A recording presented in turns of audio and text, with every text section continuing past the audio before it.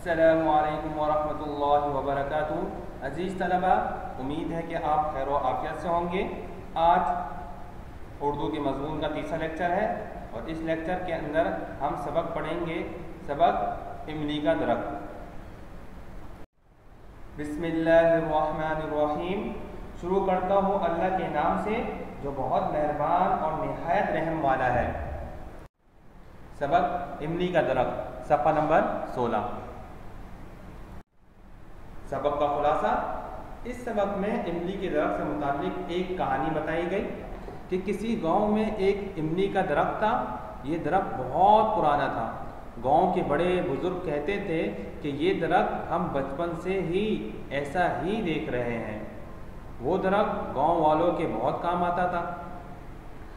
गर्मियों की शदीद गर्मी में गांव के लोग और गांव से गुजरने वाले मुसाफिर इस दरख्त के साए में आराम करते। इसी वजह से गांव के लोग इस दरख्त को मुसाफिर नवाज भी कहते थे। इंसान तो इंसान, ये दरख्त परिंदों को भी फ़ायदा पहुंचाता। अक्सर गर्मियों में परिंदे इसकी टहनियों पर बैठकर चहचहाते और आराम करते नजर आते। शाम में लोग कबड्डी के मुकाबले के बाद इसी दरख्त के नीचे थोड़ा आराम करते। गांव के बुजुर्ग अफराद भी इस दरख्त के नीचे बैठकर चांदनी रातों में मशवरे करते और गांव के मसाइल के बारे में भी बातचीत करते। लेकिन एक दिन गांव में सख्त आंधी आई, जिसकी वजह से घरों की छतें उड़ गईं और तो और झोंपड़ियों का तो नामो निशान तक मिट गया। जब आंधी ख़त्म हुई और लोग एक दूसरे का हाल अहवाल मालूम करने के लिए निकले तो मालूम हुआ कि इनका महबूब इमली का दरख्त भी गिर गया। इस पर गांव वालों को बहुत अफसोस हुआ और वो आंधी को बुरा भला कहने लगे। हालांकि साथ ही में चौपाल का दरख्त था और कई और भी दरख्त थे जो बिल्कुल ठीक हालत में थे।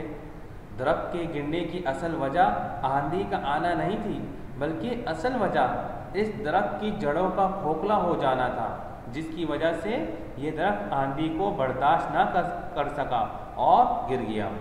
फिर मुसन्निफ हमें इस कहानी से हमें एक सबक देते हुए फरमाते हैं, जिस तरह कोई भी दरख्त उस वक्त तक नहीं गिरता जब तक उसकी जड़ें खोखली ना हो जाए, इसी तरह कोई भी कौम और फर्द उस वक्त तक नाकाम कमज़ोर नहीं हो सकता जब तक उसके अखलाक ठीक हों।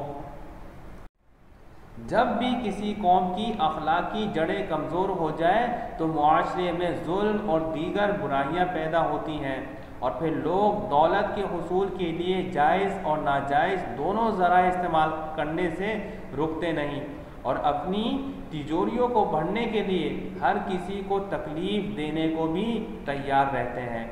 इसी तरह मुआशरे में कमज़ोर और गरीब लोगों की खिदमत का एहसास ख़त्म होने लगता है। फिर ये मुआशरा अचानक इसी तरह गिर जाता है जिस तरह आंधी के आने से ये इमली का दरख्त गिरा। तो प्यारे बच्चों, इस सबक से हमें ये सबक मिलता है कि हमें अपने अखलाक हर सूरत अच्छे रखने चाहिए।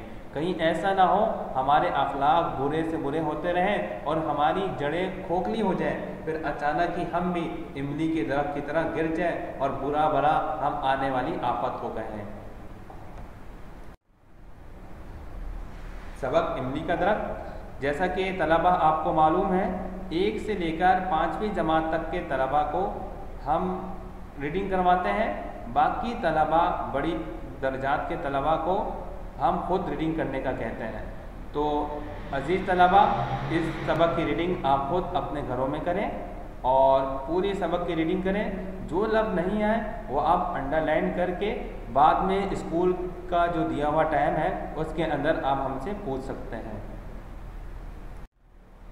सबक इमली का दरख्त के सवाल जवाब और मुताल्लिका काम, जो काम आपको कॉपी में करने के लिए कहा जाए वो कॉपी में करेंगे और जो काम आपको किताब में करने के लिए कहा जाए वो काम आप किताब में मुकम्मल करेंगे। कॉपी में काम शुरू करने से पहले चंद ज़रूरी हिदायत। सबसे पहले टाइटल पेज बनाएंगे। टाइटल पेज के बारे में आपको बता चुका हूँ। टाइटल पेज कहते हैं कि सबक का नाम एक पूरे सफ़े पर खूबसूरत अंदाज से लिखना। चाहे उसमें आप कलर करें, चाहे उसके अंदर आप मुनासिब कोई तस्वीर बनाएं, लेकिन किसी जानदार की तस्वीर नहीं बनाएंगे। फिर उस टाइटल पेज के ऊपर से सफ़र नंबर लिखना शुरू करेंगे ताकि पता चले यहाँ से आपका दूसरा चैप्टर शुरू हो रहा है। फिर फहरिस्त का जो सफ़ा है जो सबसे शुरू में है कॉपी के, उस सफ़े में जाकर वहाँ सबक का नाम लिखेंगे, जहाँ सबक के नाम की जगह है, तारीख के नाम की जगह तारीख लिखेंगे और सफ़ा नंबर लिखेंगे। जिस सफ़े से ये सबक शुरू हो रहा है आपकी कॉपी में, वो सफ़ा नंबर लिखेंगे, और जिस सफ़े पर ये सबक ख़त्म हो रहा है वो सफ़ा नंबर लिखेंगे। और फिर जो काम जिस तरह लिखवाया जा रहा है इसी तरह अपनी कॉपी में लिखेंगे, अपनी तरफ से कोई जवाब ना लिखें। सबक का टाइटल पेज बनाने के बाद आप अल्फाज माने लिखेंगे। मैंने अल्फाज माने के 4 कॉलम बनाए हैं, आप सिर्फ 2 कॉलम बनाएंगे। अल्फाज माने पढ़ के सुनाओ। बंजारे गले का सौदागर, चौपाल बैठक बैठने की जगह, इक़्तिदार कुव्वत हुकूमत, इंतिशार परेशानी बेचैनी, कोहनसाल बड़ी उम्र के लोग। अल्फाज मायने मुकम्मल करने के बाद नए सफ़े से आप सवाल जवाब करना शुरू करेंगे। सवाल जवाब की सबसे पहले ऊपर हेडिंग डालेंगे, उसके बाद से आप सवाल जवाब करना शुरू करेंगे। सवाल नंबर 1, दर्ज झेल दिए गए सवालात के जवाब लिखिए। अलिफ, मुसन्निफ़ ने दरख्त को मुसाफिर नवाज क्यों कहा? जवाब, मुसन्निफ़ ने दरख्त को मुसाफिर नवाज इसलिए कहा क्योंकि वो हर एक आने जाने वाले के लिए गर्मी में धूप से बचाता है और ठंडी हवा का सबब बनता है, और ख़ास तौर पर मुसाफिर लोग दरख्तों के नीचे बैठकर आराम करते हैं। बे, गांव के लोगों को दरख्त क्यों अजीज़ था? जवाब, गांव के लोगों को दरख्त इसलिए अजीज़ था क्योंकि उन लोगों का बचपन इसी दरख्त के साए में गुजरा था। बच्चे पत्थर मारकर इसके फल खाते, बुजुर्ग इसके नीचे बैठकर गांव के मामलात में मशवरा करते। गर्ज ये दरख्त हर किसी को फ़ायदा पहुंचाता था। कोहन साल अफराद से क्या मुराद है? जवाब, कोहन साल अफराद से मुराद बड़ी उम्र के बुजुर्ग लोग हैं।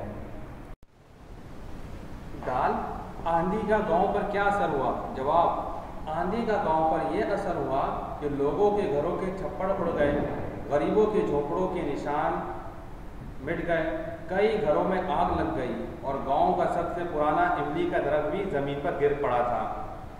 दरख्त गिरने की असल वजह क्या थी? जवाब, दरख्त गिरने की असल वजह इसकी जड़ों का खोखलापन था, क्योंकि इसी दरख्त के पास चौपाल का दरख्त था, वो बिल्कुल सही सलामत था। रात भर आंधी की चोटें सहता रहा मगर इसको कुछ नहीं हुआ। वाओ, कौम के अखलाक बिगड़ जाएं तो उसमें कौन कौन सी खराबियां पैदा हो जाती हैं? जवाब, जब कौम के अखलाक बिगड़ जाएं तो लोग अपने मफाद को तरजीह देते हैं और अपने मफाद को पूरा करने के लिए हर वो नाजायज़ तौर तरीके अपनाते हैं। बदआमाली और बदकारी का दौरा होता है, इंसाफ उड़ जाता है और मुल्क में निफाक और इंतशार पैदा हो जाता है और आम लोगों की ज़िंदगी दुश्वार हो जाती है। सवाल नंबर 3, दर्ज झेल अल्फाज व मुहावरात को अपने जुमलों में इस्तेमाल कीजिए। अता पता, मसरूफ़ लोगों का कोई अता पता नहीं होता। खोखली, जब दरख्त की जड़ें खोखली हो जाएं तो वो फल देना बंद कर देता है। आँखें देखना, इंसान को हमेशा अच्छे लोगों से आंखें देखना चाहिए। आंखें देखना एक मुहावरा है, इसका मतलब है बैठना, सोहबत। कूच कर जाना यानी चले जाना। गुर्बत के बायस लोग देहात से शहर कूच कर जाते हैं। दोष देना, हमें किसी को बिला वजह दूसरों की गलती पर दोष नहीं देना चाहिए। दौरा होना, जब लोगों के अखलाक ख़राब हो जाए तो बुराई का दौरा होता है। मुसाफिर नवाज, कराची एक मुसाफिर नवाज शहर है।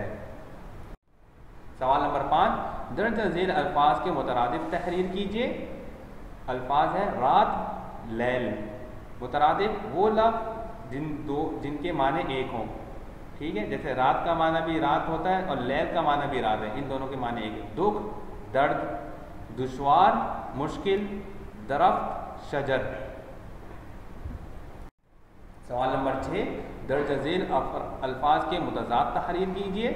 अल्फाज ज़िद, ख़िज़ा, बहार, अमीर, गरीब, खुशी, गमी, सवरना, बिखरना, आसान, मुश्किल, इत्तिफाक, इंतिशार, जायज़, नाजायज़। अब तक जो काम था वो आपने अपनी कॉपी में मुकम्मल करना था। अब से जो काम है वो आप अपनी किताब में मुकम्मल करेंगे। सवाल नंबर 4, दर्जा झेल खाली जगहों को दुरुस्त अल्फाज से पुर कीजिए। अलिफ, वो डैश के मौसम में हरा भरा हो जाता है। वो खिज़ा, सरमा, बहार, गर्मा। अलिफ में क्या आएगा? बहार, वो बहार के मौसम में। बे, न जाने इसने गाँव की कितनी डैश देखी थी। बहारें, नस्लें, सूरतें, ख़ज़ाएँ, क्या आएगा? नस्लें देखेंगी। बे में नस्लें आएगा। जीम, गरीबों के डैश के नामो निशान तक मिट गए। मकानों, झोंपड़ों, सामान, घरों, झोंपड़ों, जीम में आएगा झोंपड़ों के। दाल, जब किसी कौम के अखलाक बिगड़ जाएं तो लोग अपनी डैश को मुकद्दम समझते हैं। दाल में क्या आएगा? ज़ात, कौम, बात, दौलत। दाल में आएगा ज़ात। हे, खल्क़ खुदा को लूट लूट कर अपने अजीज़ों और दोस्तों के डैश बढ़ते हैं। घर, ख़ानदान, मकान, ख़जाने। किस पे टिक करेंगे? ख़जाने पे। ये काम भी आप अपनी किताब में करेंगे। सवाल नंबर 7, सबक के मुताबिक दुरुस्त जवाब पर सही का निशान लगाइए। अलिफ, कौम की जड़ें कमज़ोर होने की वजह होती है तूफ़ान, अखलाकी कमज़ोरी, गुर्बत, परेशानी। अलिफ में क्या आएगा? अखलाकी कमज़ोरी। बे, दरख्तों की मजबूती का सबब होती है हवाएं, बारिशें, जड़ें, शाखें। जड़ें, बे में क्या आएगा? जड़ें। जीम, इस कहानी में मुसाफिर नवाज था। गांव, दरख्त, मौसम, गांव का मुखिया। जीम में आएगा दरख्त। दाल, गांव वाले आंधी को बुरा कह रहे थे क्योंकि इनके घर तबाह हो गए। इमली का दरख्त गिर गया, इनके बच्चे डर गए, इनका सुकून बर्बाद हो गया। दाल में आएगा इमली का दरख्त गिर गया। हे, सर सैयद ने इस सबक में नसीहत देने के लिए ताल्लुक़ पैदा किया है दरख्त और गांव में, नए और पुराने दरख्तों में, आंधी और गांव में, कौम और दरख्त में। हे में आएगा कौम और दरख्त। आज का आपका लेक्चर यहीं ख़त्म होता है। उम्मीद है कि आपको आज का लेक्चर समझ में आया हो, और जो बात भी आपको समझ में नहीं आई वो आप स्कूल के दिए गए टाइम में हमसे पूछ सकते हैं। अस्सलामु अलैकुम व रहमतुल्लाहि व बरकातुहू।